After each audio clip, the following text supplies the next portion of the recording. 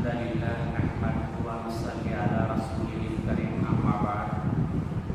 আল্লাহ পাকের নিকট লাখ কোটি শুকরিয়া যে মহান আল্লাহ তাআলা আমাদেরকে পবিত্র শুক্রবার জুম্মার নামাজ আদায় করার জন্য মসজিদে আসার মতো তৌফিক দান করেছেন। এই জন্য মহান আল্লাহর নিকট শুকরিয়া আদায় করি আলহামদুলিল্লাহ। আজ পবিত্র জিলকদ মাসের দ্বিতীয় শুক্রবার 13 তারিখ। আজকে আমরা আলোচনার বিষয় নির্ধারণ করেছি পিতামাতার প্রতি সন্তানের হক।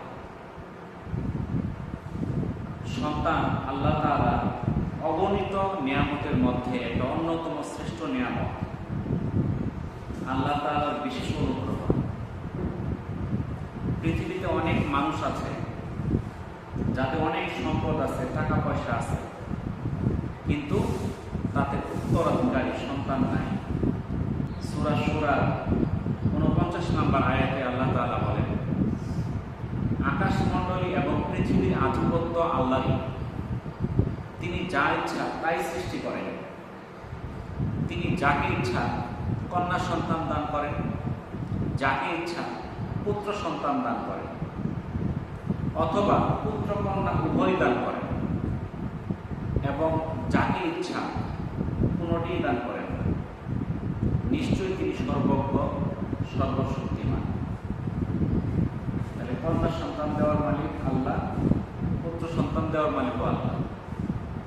যাদের সন্তান নাই তারা দুনিয়াতে নিজেকে অসহায় মনে করে।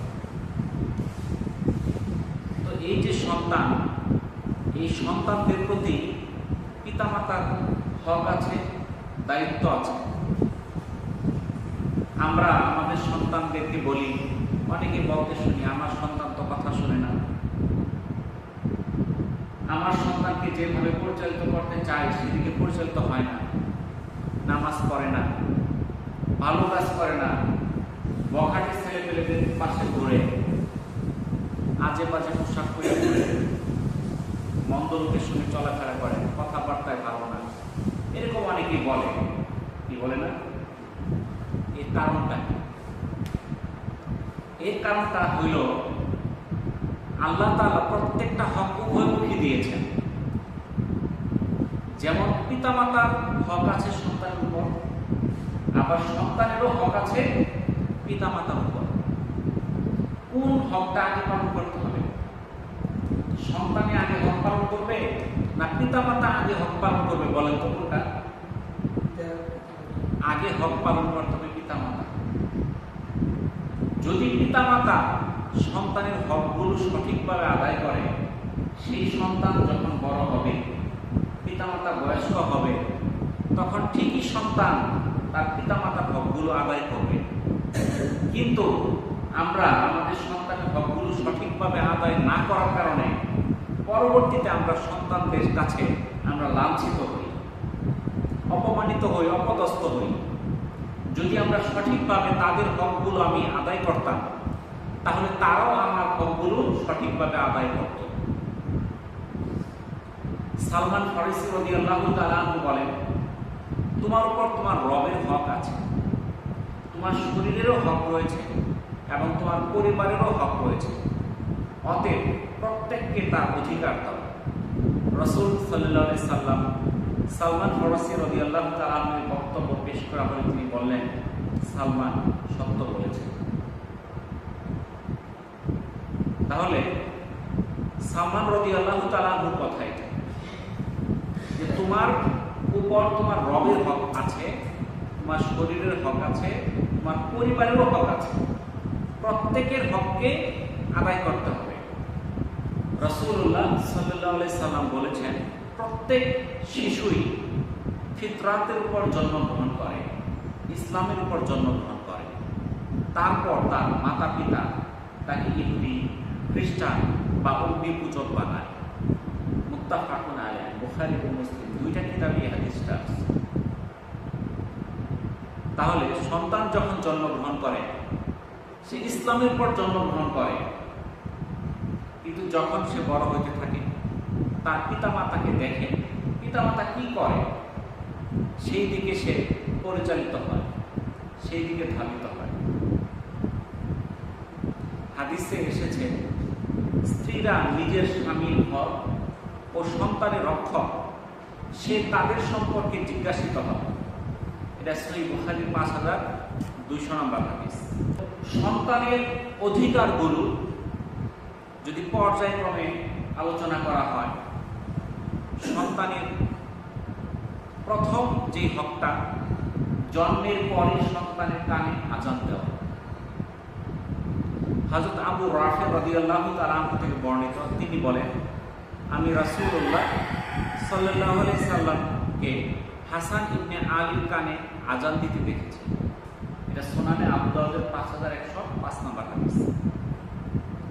তাহলে সন্তান জন্মগ্রহণ করলে তার কানে কি দিতে হবে? আযান দিতে হবে। এটা হলো সুন্নাত। 2 নাম্বার হক হচ্ছে সন্তান মায়ের স্তন্যপান করবে। সূরা বাকারার 133 নম্বর আয়াতে আল্লাহ তাআলা বলেন, যে সকল জননী সন্তানদের পুরো সময় পর্যন্ত দুগ্ধদান করতে ইচ্ছা রাখে, তারা নিজেদের সন্তানদেরকে পুরো 2 বছর ধরে দুগ্ধপান করাবে। তাহলে আমাদের দেশে দেখা যায় অনেকেই আধুনিক মা আছে, এরা চাকরি বাকরি করে, বিভিন্ন কাজের জন্য তারা তার সন্তানদেরকে নিজের দুধ খাওয়াতে পারে না, তাদেরকে গরুর দুধ কিংবা বাজার যে কিনা দুধ এগুলো খাওয়ায়। কিন্তু সন্তানের হক হচ্ছে কি? মায়ের দুধ খাওয়ার অধিকার, এটা তার হক, এটা তাকে খাওয়াতে হবে। 3 নাম্বার হচ্ছে সন্তানের সুন্দর একটা নাম রাখা।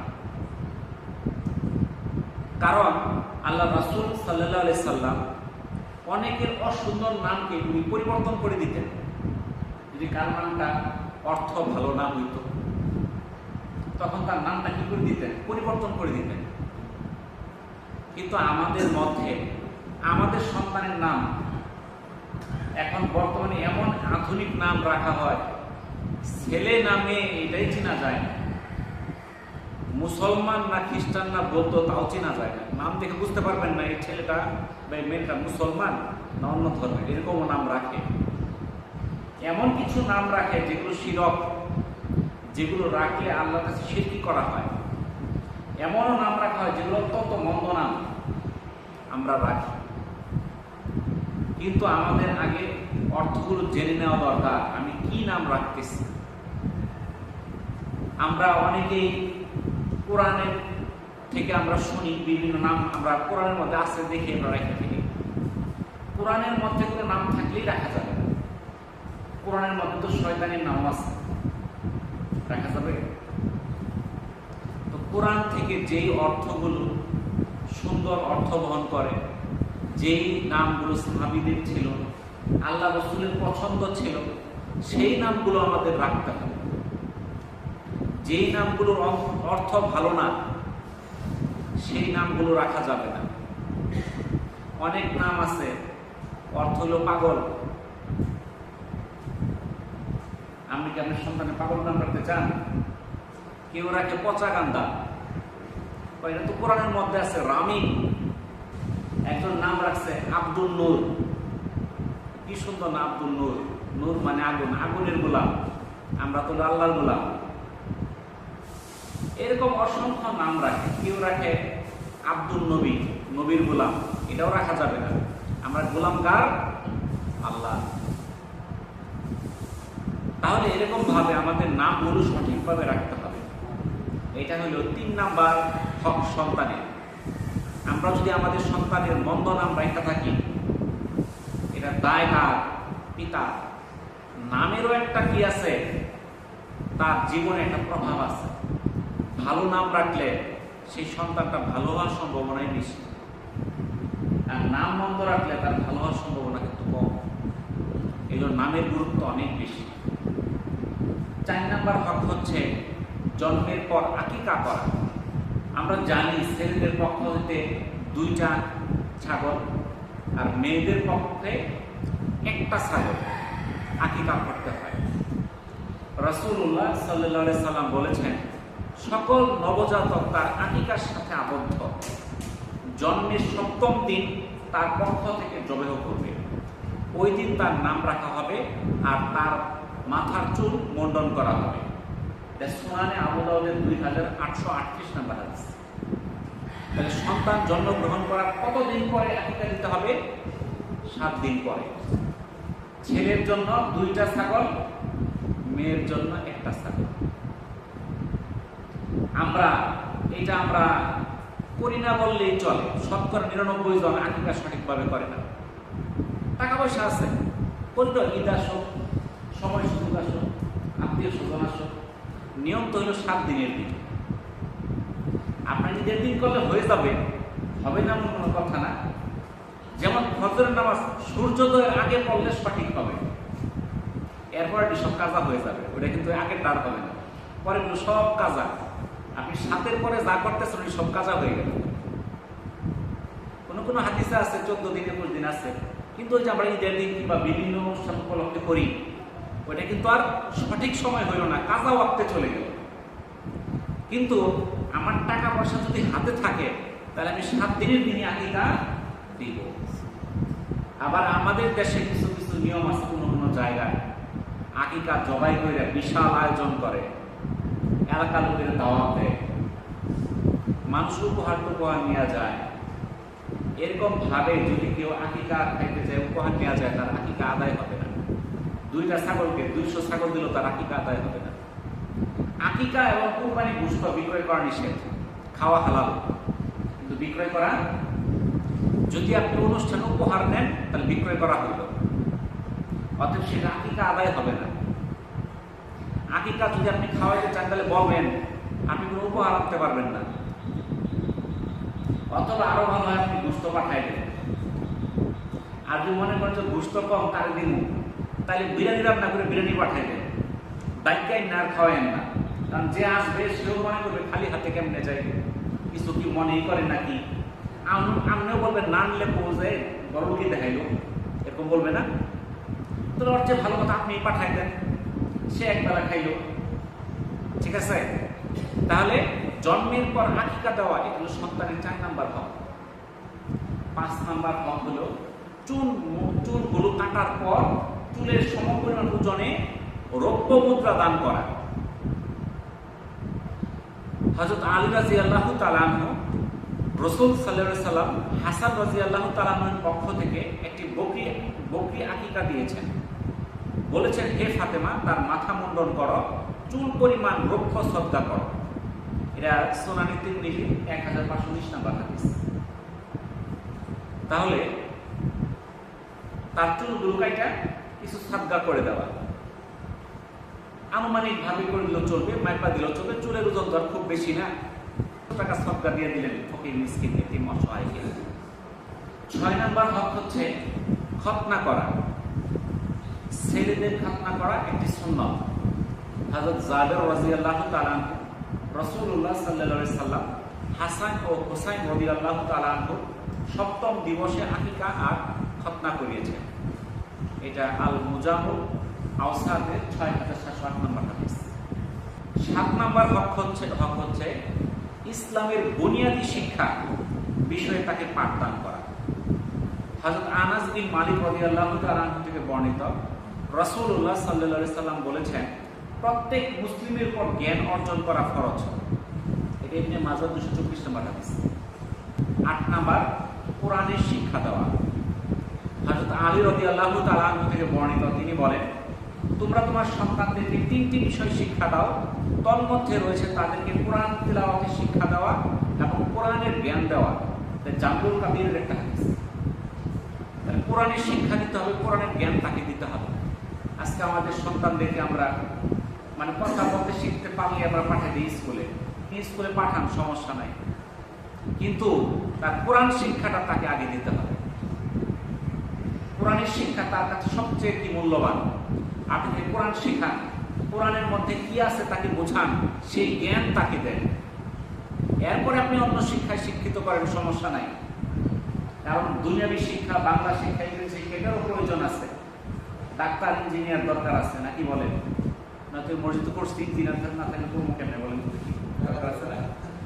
সবই লাগবে, কিন্তু তার মধ্যে কোরআনের শিক্ষা থাকতে হবে। 9 নাম্বার নামাজ শিক্ষা এবং নামাজের আদেশ দেওয়া।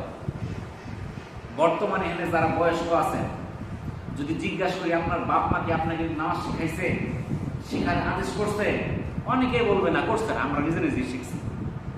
অনেকেই বলবে, হয়তো কারো কারো বলছে, কিন্তু অনেকে কিন্তু বলে নাই, সে নিজে নিজেই শিখছে, নিজে নিজেই এসে নামাজ পড়তেছে।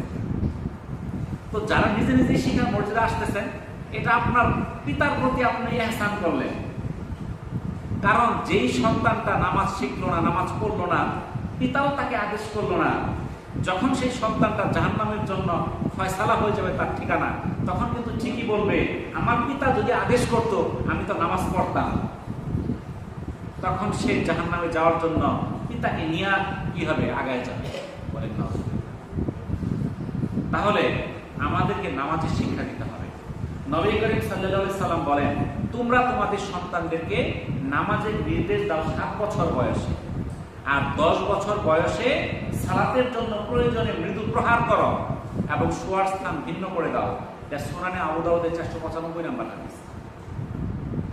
এখন আমরা 7 বছর বয়সে কেউ আদেশ তো করি না, 10 বছর হলে চাপ দেই না, বেতের বাড়ি তো দূরের কথা, নিজেই করি না, পোলাপান কি করবো? পোলাপান নামাজ পড়তে জিজ্ঞেস করো তুমি পড়ছো কিনা, এটা বলবে না, নিজেই পড়েন না, তার সন্তানটা কি বলবে? বললে পারে, হ্যাঁ ছেলেরা মেয়েরা বললে পারে, বলতে পারে, তাই তো নিজের আগে আদায় করতে হবে, তাই না? শ্রম দেয়, নিজে আদায় করলে তাহলে কিন্তু সন্তানকেও বলা যায়। তাহলে 10 বছর বয়স হইলে তাকে নামাজের আদেশ করতে হবে। কারণ আপনি তখন যদি নামাজের আদেশ করেন, সে নামাজ পড়বে, কারণ তখন সে আপনার উপর নির্ভরশীল। আপনি খাবার দিলে খায়, আপনি পোশাক দিলে সে পড়তে পারে, আপনি স্কুলের বেতন দিলে সে স্কুলে যাইতে পারে, আপনার কথা না শুনলে সে চলতে পারবে না। যদি বলে যদি নামাজ না পড়লে এদের জন্য পোশাক কিনে দিব না, তখন দেখা যাবে ঠিক নামাজ শুরু করে দিচ্ছে। কিন্তু আমরা তখন বলি না, যখন বড় হয়ে যায়, আমরা হয়ে গেছি বয়স্ক, তখন বলি। তখন বলে তো তারা আমার কথা শুনে না, তখন বলে বেশি কথা বললে কিন্তু গড় থেকে বাই করে দিন, বাপের ভয় বলা মানে। কারণ তখন বাপ পোলারটা খায়, ঠিক আছে না? পোলা যদি না দেয়, বাপে তো খাইতে পারে না, তখন বাপেরই ধমক মারে, যদি বেশি নামাজ করো তোমার খাওয়া কিন্তু বন্ধ।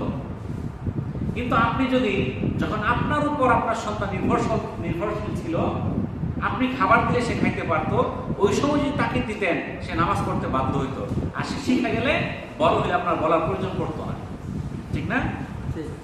এই জন্য আমাদেরকে, আমাদের সন্তান যখন 10 বছর বয়স হয়ে যাবে, আমরা তাদেরকে নামাজের আদেশ করব, তাদের বিছানাগুলো আলাদা করে দিব। সন্তানের 10 নম্বর হক হচ্ছে আচরণ শিক্ষা দেওয়া।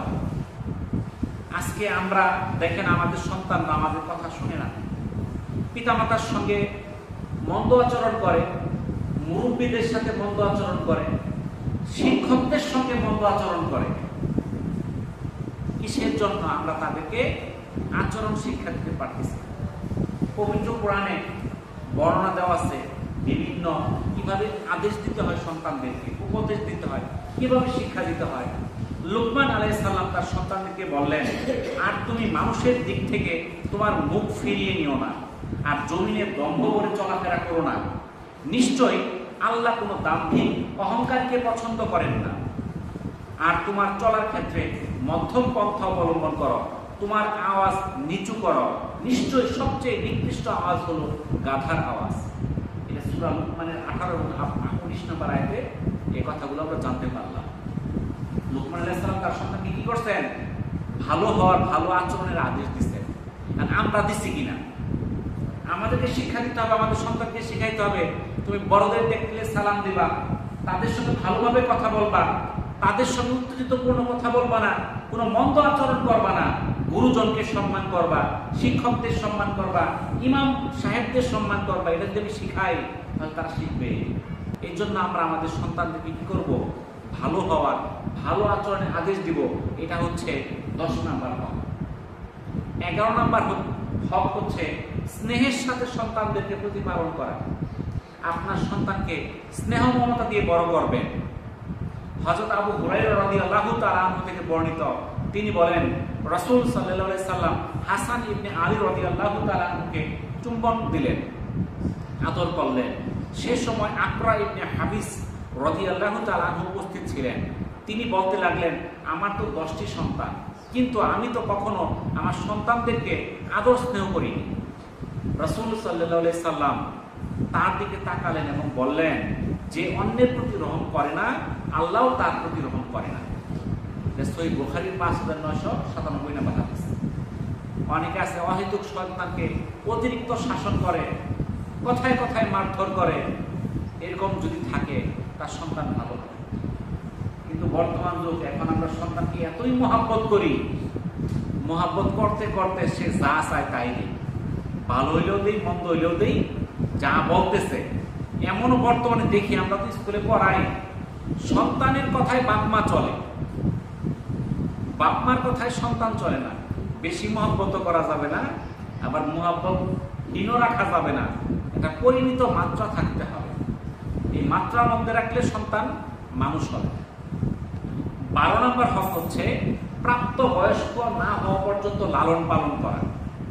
উম্মে সালামা রাদিয়াল্লাহু তাআলা আনহা থেকে বর্ণিত, তিনি বলেন, নবী করিম সাল্লাল্লাহু আলাইহি সাল্লামকে আমি জিজ্ঞাসা করলাম, আবু সালামার সন্তানদের জন্য আমি যদি খরচ করি, এতে কি আমার জন্য প্রতিদান রয়েছে? নবী করিম সাল্লাল্লাহু আলাইহি সাল্লাম বললেন, হ্যাঁ, যতদিন পর্যন্ত তুমি খরচ করবে ততদিন তোমার জন্য প্রতিদান থাকবে। সহিহ বুখারীর 5369 নম্বর হাদিস। অর্থাৎ আপনার সন্তানদের লালন পালন করার জন্য যে খরচটা করলেন, যেই ব্যয়টা করলেন, এটা আপনার জন্য সওয়াব হিসাবে লেখা হবে। আমরা মনে করি শুধু মসজিদের মাদ্রাসা দিলে সওয়াব হয়, আপনার নিজের সন্তানের পিছনে, আপনার পরিবারের পিছনে খরচ করলে সওয়াব হবে না? সেখানেও সওয়াব হবে। আল্লাহ তাআলা মুসলমানদের জন্য প্রত্যেকটা কাজের মধ্যেই সওয়াব রাখছেন। তাহলে প্রাপ্ত বয়স্ক না হওয়া পর্যন্ত পিতামাতার দায়িত্ব তার সন্তানকে লালন পালন করা, ভরণ পোষণ করা।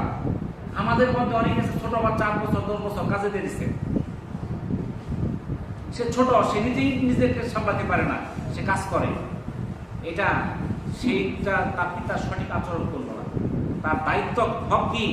সন্তানকে প্রাপ্তবয়স্ক না হওয়া পর্যন্ত লালন পালন, ভরণ পোষণ করা। 13 নম্বর হক হচ্ছে সন্তানকে সক্ষম করে তোলা। হযরত সাদ ইবনে আবি ওয়াক্কাস রাদিয়াল্লাহু তাআলা আনহু থেকে বর্ণিত, তিনি বলেন, নবী করিম সাল্লাল্লাহু আলাইহি সাল্লাম আমাকে এভাবে বলেছেন, তোমাদের সন্তান সন্ততিদেরকে সক্ষম ও স্বাবলম্বী রেখে যাওয়া, তাদেরকে অভাবী ও মানুষের কাছে হাত পাতা অবস্থায় রেখে যাওয়া থেকে উত্তম। এটা সহিহ বুখারী 1295 নম্বর হাদিস। আমরা আমাদের অনেকেই আছে, সন্তানকে কিছু শেখায় না, খালি তুলা তুলা খাওয়ায়।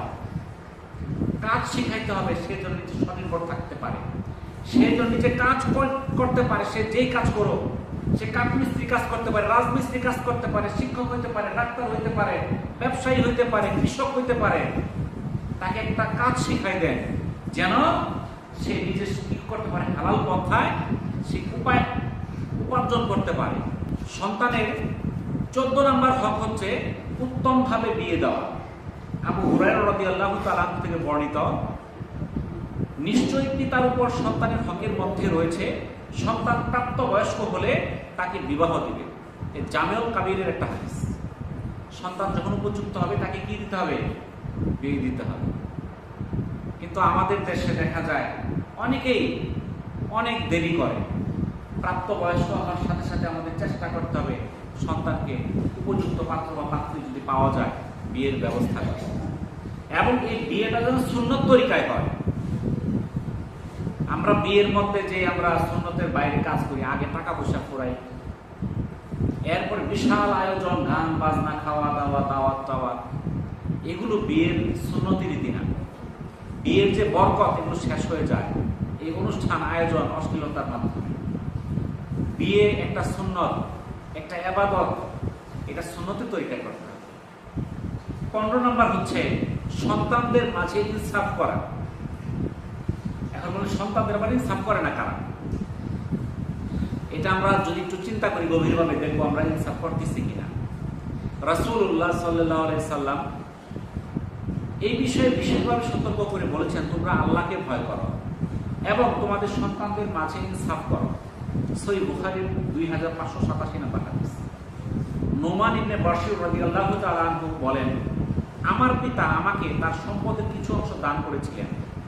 আমার মা বললেন, আমি ততক্ষণ পর্যন্ত সন্তুষ্ট হব না যতক্ষণ না আপনি আল্লাহ রাসূলকে এই বিষয়ের উপর সাক্ষী রাখেন। এরপর আমার পিতা রাসূল সাল্লাল্লাহু আলাইহি সাল্লামের নিকট গেলেন। তিনি জিজ্ঞাসা করলেন, তুমি কি তোমার সব সন্তানকে এভাবে দান করেছ? তিনি বললেন না, নবীজি সাল্লাল্লাহু আলাইহি সাল্লাম বললেন আল্লাহকে ভয় করো এবং সন্তানদের মাঝে ইনসাফ কায়েম করো। এরপর আমার পিতা ফিরে আসলেন এবং সেই দানটি ফিরিয়ে দিলেন। এটা সহিহ বুখারী 2586, সহিহ মুসলিমের 1623 নম্বর হাদিস। আমরা দেখা যায় আমাদের সন্তানদেরকে কাউকে লেখা দিই, বিশেষ করে ছেলে করে লেখা দিই আর কি, মেয়ে করে দিই না। মেয়ে কি আপনার সন্তান না? তাকে যে আপনার হক থেকে বঞ্চিত করলেন, এটার জন্য হিসাব দিতে হবে। রাসূল সাল্লাল্লাহু আলাইহি সাল্লাম বলেন, কোন কোন ব্যক্তি 70 বছর যাবত নেকামল করে কিন্তু ওসিয়ত করার সময় জুলুম করে, তখন একটি খারাপ কাজের মাধ্যমে তার জীবনের পরিসমাপ্তি ঘটায়, ফলে সে জাহান্নামে যায়। আর কোন ব্যক্তি 70 বছর যাবত খারাপ কাজ করে কিন্তু ওসিয়ত করার সময় সে ইনসাফ করে, এই একটি ভালো কাজের মাধ্যমে তার জীবনের সমাপ্তি ঘটে, ফলে সে জান্নাতে যায়। সুনানে আবু দাউদের 2867, তিরমিজির 2117 নম্বর হাদিস। এখানে এখন যেমন বর্তমানে আমরা সন্তানদের দলিল লেখা দিই, আগের যুগে দলিল ছিল না। আগের যুগে ওসিয়ত ছিল, বাপে বলতো, মরার সময় বলতো আমার পোলার এটা দেশ, মেয়ের এটা দেশ, সেভাবে একটা ওসিয়ত করে যেত। তখন দলিল ছিল না, রেজিস্ট্রি ছিল না, কথার মাধ্যমে চলছে, কথার মাধ্যমে তখন হয়েছে। কিন্তু এখন দলিল রেজিস্ট্রি আছে, মরার আগে আগে যখন বয়স হয়ে গেছে পোলারে সব লেখা দিয়ে দিলেন। হজ করছে, নামাজ পড়ছে, রোজা রাখছে, জাকাত টাকাত সব, যে কোনো কিছু বাকি নাই, সব ভালো। কিন্তু তার এই ইনসাফ সঠিকভাবে না করার কারণে তার ঠিকানা হবে জাহান্নাম। এই হাদিস আবার শেষ দিকে বলে তো, হয়তো সারা জীবন অনেক মন্দ কাজ করছে কিন্তু শেষ সময় সে ইনসাফ করছে, তার ভুল ত্রুটিগুলো মাফ করে এই ভালো কাজের জন্য আল্লাহ তাকে জান্নাত দিবে। এই জন্য সন্তানের প্রতি আমরা ইনসাফ করি, আমরা কাউকে ঠকাবো, কাউকে আমরা জিতাবো, এটা যেন না হয়।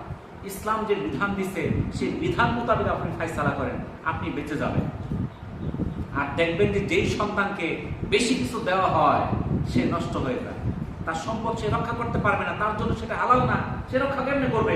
সে নষ্ট করবেই, সেটা সে রাখতে পারবে না। অনেক জায়গা আছে, অনেক উদাহরণ আছে যে মেয়েকে ঠকানোর জন্য ছেলেকে দিয়ে দিচ্ছে, পরে বেচতে বেচতে মেয়েরই কিছু আছে, ছেলের কিছুই নেই। এরকম ঘটনা অনেক আছে। 16 নম্বর সন্তানের হক হচ্ছে ইসলাম অনুমোদন করে না এবং এই সকল কাজ থেকে বিরত রাখা। কোরআনে এসেছে সূরা আত-তাহরিমের 6 নম্বর আয়াতে আল্লাহ তাআলা বলেন, হে ঈমানদারগণ, তোমরা তোমাদের নিজেদেরকে এবং তোমাদের পরিবারবর্গকে জাহান্নামের আগুন থেকে বাঁচাও। তাহলে আপনার সন্তান যদি মন্দ কাজ করে তার ঠিকানা হবে জাহান্নাম। আপনার দায়িত্ব হচ্ছে আপনার সন্তান যেন জাহান্নামে না যায়। সেই জাহান্নামের আগুন থেকে রক্ষা করার দায়িত্ব কার? পিতামাতা। পিতামাতা তার সন্তানকে এমন কোন কাজে পাঠাবে না যেই কাজ ইসলাম অনুমোদন করে না। আজকে দেখা যায় আমাদের কিছু সুশীল বাবা মা আছে, তার ছেলে মেয়েকে নাচতে নিয়ে যায়, গান গাওয়াতে নিয়ে যায়, বিভিন্ন অনুষ্ঠানে নিয়ে যায়, সন্তান না বাপ সহ যায়, আছে না? আছে। সূরা হামিম সিজদায় 19 নম্বর আয়াতে আল্লাহ তাআলা বলে দিলেন, হে আমাদের রব, জিন ও মানুষের মধ্যে যারা আমাদের পথভ্রষ্ট করেছে, এমন সন্তানরা কি বলবে? হে আমার রব, জিন ও মানুষের মধ্যে যারা আমাদেরকে পথভ্রষ্ট করেছে তাদেরকে আমাদেরকে দেখিয়ে দিন, আমরা তাদের উভয়কে আমাদের পায়ের নিচে রাখবো, যাতে তারা নিকৃষ্টদের অন্তর্ভুক্ত হয়। যাদের কারণে তারা মন্দ কাজ শিখছে বলবে ওদেরকে নিয়ে আসো, ওদেরকে পায়ের নিচে রাখবো। বুঝতেছেন কথা? তাহলে সন্তানকে কি শিক্ষা দিতে হবে ভালো করে চিন্তা করে দেখেন। 19 নাম্বার, অশ্লীলতা, বেহায়াপনা, অপসংস্কৃতি, এগুলো থেকে বিরত রাখা। সূরা তাগাবুরের 14 নম্বর আয়াতে আল্লাহ তাআলা বলেন, হে মুমিনগণ, তোমাদের স্বামী স্ত্রী এবং সন্তান সন্ততিদের কেউ কেউ তোমাদের দুশমন, অতএব তোমরা তাদের ব্যাপারে সতর্ক অবলম্বন করো। আর যদি তোমরা মার্জনা করো, এড়িয়ে যাও এবং মাফ করে দাও, তবে নিশ্চয়ই আল্লাহ ক্ষমাশীল পরম দয়ালু। আল্লাহ তাআলা বলেন, তোমাদের কোনো কোনো সন্তান তোমাদের শত্রু। কারা শত্রু? যে সকল সন্তান পাপ কাজে জড়িত, অশ্লীলতা, বেহায়াপনা এগুলোতে জড়িত, তারা তার পিতামাতার বন্ধু না, শত্রু। তাহলে আমাদেরকে সাবধান হতে হবে। রাসূল সাল্লাল্লাহু আলাইহি সাল্লাম বলেছেন, মানুষ যখন মারা যায় তার সমস্ত নেকামল বন্ধ হয়ে যায় 3টা নেকামল ছাড়া। এর মধ্যে 1 নাম্বার সাদকায়ে জারিয়া, 2 নাম্বার এমন জ্ঞান যা মানুষের উপকার করে, 3 নাম্বার নেক সন্তান যারা তার পিতামাতার জন্য দোয়া করে। সহিহ মুসলিমের 1631 নম্বর হাদিস। তাহলে আমাদের সন্তান যদি তারা নেককার হয় আমার জন্য দোয়া করবে, আর যদি তারা বদকার হয় তারা দোয়া কেমনে করবে? তারা তো মসজিদে ঢুকবে না, তারা নাচ গানে আসরে বসে থাকবে, কেউ নেশার মধ্যে মাতাল হয়ে থাকবে, সে কিভাবে দোয়া করতে হয় এটাই তো জানে না। আর যদি সন্তানকে নামাজি বানান, সে যখন মসজিদে আসবে ঠিকই আপনার জন্য দোয়া করবে, বলতে হবে না। সন্তান তার পিতামাতার জন্য দোয়া করবেই যদি সে নামাজি হয়। সন্তানের 18 নম্বর হক হচ্ছে সন্তানের জন্য দোয়া করা। আল্লাহ তাআলা পবিত্র কোরআনে শিখিয়ে দিয়েছেন, রব্বানা হাব লানা মিন আজওয়াজিনা ওয়া যুররিয়াতিনা কুররাতা আয়ুন ওয়াজআলনা লিল মুত্তাকিনা ইমামা। হে আমার পালনকর্তা, আমাদের স্ত্রীদের এবং সন্তানদের পক্ষ থেকে আমাদের জন্য চোখের শীতলতা দান করো এবং আমাদেরকে ক্ষুধাহীন লোকদের ইমাম বানিয়ে দাও। আমাদের সন্তানদেরকে এমন বানিয়ে দাও যেন তাদের দেখলে আমার চোখ জোড়ায় যায়, তারা যেন ক্ষুধা ভীরু ইমানওয়ালা ব্যক্তিদের ইমাম হয়ে যায়। তাদের জন্য আমার দোয়া করতে হবে, তারা যেন বড় হয়ে ভালো হয়, তারা আদর্শ মানুষ হয়, তারা নেককার হয়, পরহেজগার হয়, এই জন্য আমাদের দোয়া করতে হবে। এগুলো হচ্ছে সন্তানের হক পিতামাতার প্রতি। পিতামাতা এই হকগুলো যদি আদায় করে, তাহলে সেই সন্তান যখন বড় হবে তখন সেই সন্তান বড় হয়ে পিতামাতার হকগুলো আদায় করবে। কিন্তু আমরা আমাদের সন্তানের হকগুলো আদায় না করার কারণে সন্তান বড় হয়ে পিতামাতাকে তুচ্ছ তাচ্ছিল্য করে, পিতামাতার হক আদায় করে না। আমরা দোষ দেই সন্তানকে, কিন্তু আসল দোষ যে পিতামাতার, এটা চিন্তা করে না। বুঝতে পারছেন? তাহলে আমাদের সন্তানদেরকে আগে এই শিক্ষাগুলো, যে আল্লাহ রাসূলের যে শিক্ষা, সন্তানের হকগুলো, এই হকগুলো যদি আমরা আদায় করতে পারি, তাহলে আমাদের সন্তান আদর্শ মানুষ হবে। আল্লাহ তাআলা আমাদেরকে এই হকগুলো আদায় করার তৌফিক দান করুন। ওয়া আখিরু দাওয়ানা আনিল হামদুলিল্লাহি রাব্বিল আলামিন। আসসালামু আলাইকুম ওয়া রাহমাতুল্লাহি ওয়া বারাকাতুহু।